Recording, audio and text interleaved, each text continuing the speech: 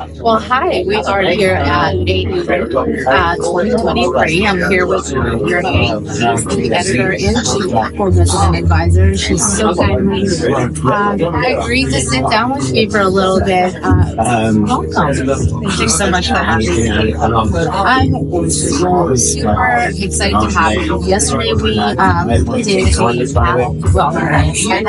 talk, which was absolutely amazing, very insightful for writers, inspiring writers. How do you feel about that?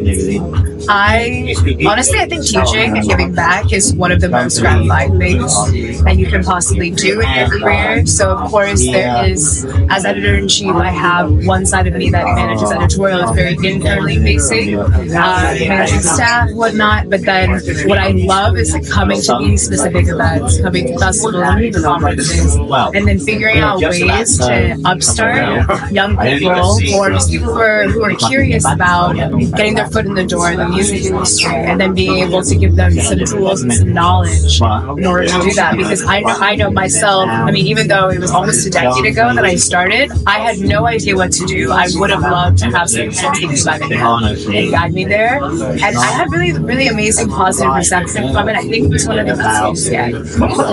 Yeah. Well, it was a really good one, and I actually definitely got along that. So thank you for doing that for us. First time at 88. Yes, exactly. What do we think so far? I think that with these specific conferences, I've gone to a lot of festivals before, but this is a festival mixed with a lot of like industry activations. There's a lot of people from like the broad. So like certain festivals that I go to, it's like niche music scenes, but it's like this is the whole breadth of industry all over the place. I think that if you were to describe it in one word, it would be overwhelming, but also kind of rewarding.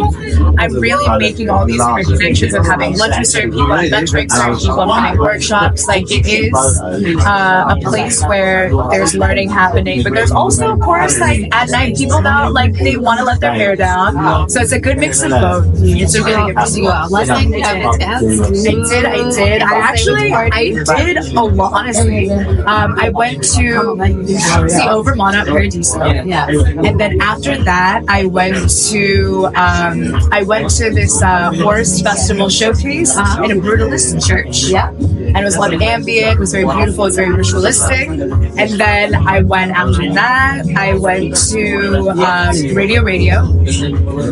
And then after that, I went to see a Live from Earth showcase at a club that currently slips my mind. It was like a pretty large space, it was expansive. I was kind of going with the flow, following one of my coworkers / friends. And yeah, ended up going to 4 places. This is how we do it. And then the next morning, we look like this. It's raining outside. Yeah, absolutely. But it's just like, it's great, you know? Yeah. So if you had to give your editor-in-chief's guide to AD, what would you tell people? Oh my goodness. Editor-in-chief's guide, I mean, I think that right now we're in De Bruggegrond, and there's a lot of amazing like workshops, master classes, talks from all different people from walks in the industry. I would come here, and then yesterday, I mean, for doing like a dining experience that made me want to go a couple steps away from AD, away from the chaos, I went to Bar Central, and it has like a natural wine bar, kind of like a Dutch bistro vibe. So you go there for a bite to eat, maybe early in the evening.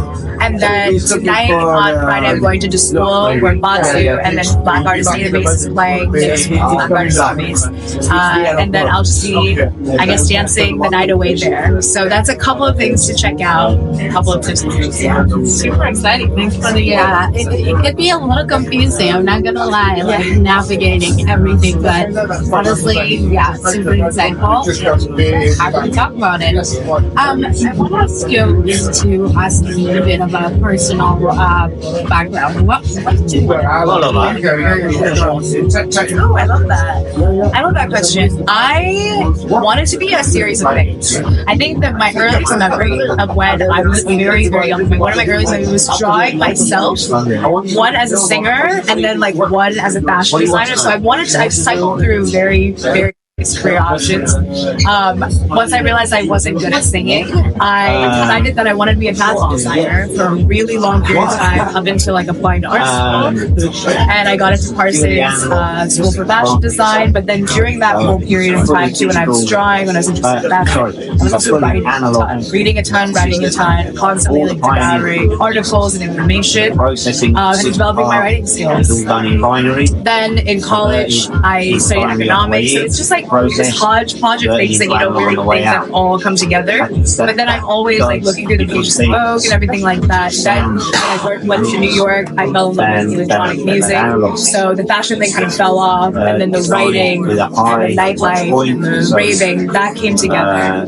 From there, yeah, it just really evolved. But honestly, like a mix of things. I could have ended up in various careers, but I remember one thing kind of persisted in my mind was that I wanted to be the Anna Wintour of electronic music. So yeah, that's true. Like certainly are adjacent. You're getting there. Yeah. One of these. But everyone's working into your work, and you also do combine lots of fashion with music, and that is something that I want to touch on a little bit, because I have been noticing lots of fashion houses reaching out to electronic musicians, collaborations with film as well, with lots of I think it's been around for quite a while, but I mean the most recent campaign that I think of in terms of like Jeff Mills just did the score for Jeff Slaughter. I think Moody Man did the score for Bottega Veneta when there was like a show in Detroit. But I feel like this collaborating between like music and fashion is always really overlapped. Whether it's like maybe like a sound system crew and they're always like wearing a mask or something like that. There's like a long history there. But I think that right now, what you're going to observe is not just fashion and music merging, but it's going to be electronic music, or music in general, text, every other together. So it's like you see crossovers with rap, you see crossovers with film, museums, you see the like culture, the art too. I think you're going to see more and more all these disciplines merging in ways that really weren't around maybe 10 years ago. Like, or the people that were starting them 10 years ago didn't necessarily, they were like so aligned. Yeah. Like I think about this record label that I'm familiar with, and they were combining art and with their performance art or sound art through their record label, but they also covered like Kenzo and like big filmmakers, natural houses. So like when he did that, a lot of people are like, "You're not serious about me." Like, what do you know about electronic music? But it's just because his interests just funnel through all these different fields. Like creativity is creativity, and I think that now it's becoming more socially acceptable. Going back to the fundamentals. I think it's amazing, and again, see where we all everyone is a creative type, and I just say that. So that brings me to how are you feeling about just personally through GDE that they're becoming more and more proactive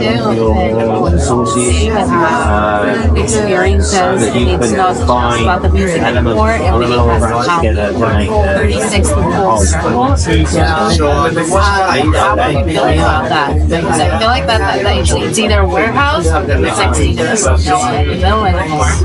Yeah, I think that right now, users and consumers and audiences really expect a 360 experience because people have been consistently raising the bar. For instance, I think about this magazine, Black So they had a very Paris Fashion Week. It's an art magazine, it's a cultural magazine. They also put you on music as well. But they had an incredible 360 experience where they had AI art installations, and they had, I think they were like Russ Von Oswald, who sadly didn't show up, but like, you know, brought in like a dub techno legend to play in this incredible, like, this 1960s like art deco space. There was also fascinations like scale and like vision in which their execution was, especially at a time that like you're competing for this like attention economy constantly, like people are just expecting more and more, and have people who have like live experiences like that that are memorable, that's definitely going to cut through. This is not to say that like smaller activations won't work, but I think now, given the overwhelming things that are going on and competing for our attention span, it requires a lot to really cut through the noise because there is so much noise around, and also to do it in a way where the execution, the organization, and the production is 100%. And you have to kind of see that at AD and like a lot of like dance production. I would say that AD is very well organized, and it shows. You know what I'm saying? So right now the bar is high. People are expecting delivery. Do you think that it's going to crush the house culture? Okay, I don't think the underground is ever going to go away, or warehouse culture is ever going to go away. I would say that there's certain, in terms of like music specifically, you have like the high production value shows. You have like the lights. You have the things that have a strong audio-visual component as well, and that's one aspect of it. But then, who doesn't love a warehouse party? Who doesn't love the kind of slipshod, like kind of down and dirty? That's where experiments come from. That's where people are really having time to experience like raving really purely in itself. Everything else, like there's a whole spectrum of ways to experience electronic music. You have your like small raves, you have your warehouse raves, then you have all of a sudden you have like your Tomorrowland and pyrotechnics, but the full spectrum is being represented. I would never call it like a binary, but I would definitely call it something where, you know, there's a little something for everyone, depending on your culture. That's going to bring me to another First, have you been to LA? Have you been able to experience our nightlife? I honestly haven't, but I heard like really good things about Makamoto and that warehouse party. But yeah, I haven't gone to LA in several years now. And when I was in LA, I was not partying, sadly. Well, now you're welcome to come anytime, and you should come to our parties. I would like to. But I wanted to ask you a very important question to a lot of smaller artists, per se. Tomorrow we will put this one up again. So we will have, although there's artists that always have the attention of big publications. So if you were just a starting artist, what would you say to them? you're not familiar with it, It's the right way without spending but you don't money know that you've got kind of an analog way that you want to work. I would say, I mean, this is coming from like a journalist perspective because I was also I was trying to find my way in the industry too, and I think this applies for anyone who's trying to find their way, whether you're an artist or a creative individual. But the importance of actually going out, you just actually have to be on the ground. I was going out so much. I was going out 2-3 times a weekend. All of a sudden I was like meeting certain friends who were DJs, and then you gotta get stuck into certain scenes. There's like certain people that hang out in crews, and it's like those crews happen to be on different labels that are usually written about. Like I don't want to describe it as networking like 101 or anything, because I wasn't consciously networking. I was just going out because I like the music. All of a sudden I had also like the music that I liked, and then all of a sudden you find yourself maybe in afters, maybe you find yourself in like a art exhibition that was thrown by someone who happened to be in that scene too, and you get stuck in a scene. People call it a scene for a reason. You become a scene regular. Once you're in the scene for about like 5 years or something like that, people start to know you. People start to know your face. Then you get connected to other people. It's like, I think it's really organic, and I wouldn't want anyone to go into it with like the one track like tunnel mindset. These connections happen. They take time, but while you're doing this and while you're listening to this music, while you're going out, also make sure that your stuff is amazing, right? Make sure that you have a community of artists around you. Once you get stuck at the scene, also make connections with people so they can check your art out, and then maybe critique it. You can all bring yourselves up together, and you really saw that in the New York scene. Like I haven't been to LA, but I'm sure every single city has a collective. Like I think about Ace Bubba, they're DJing at G-Star Raw, the G-Star store right now, and I remember when I was in New York City, and like one of the big it was like Push Jones, Swisha, Ace Mo, and Bubba Reddy. They're a crew of friends, and they all make tracks together. They all DJ back to back together, and now look at them. They're traveling around the world. They built and they make friends, they're ride or dies, and here they are. They've all these better music. Well, that's really inspiring. I can talk to you for another 15 hours comparing you from New York to LA. But I'm not going to do that to you guys.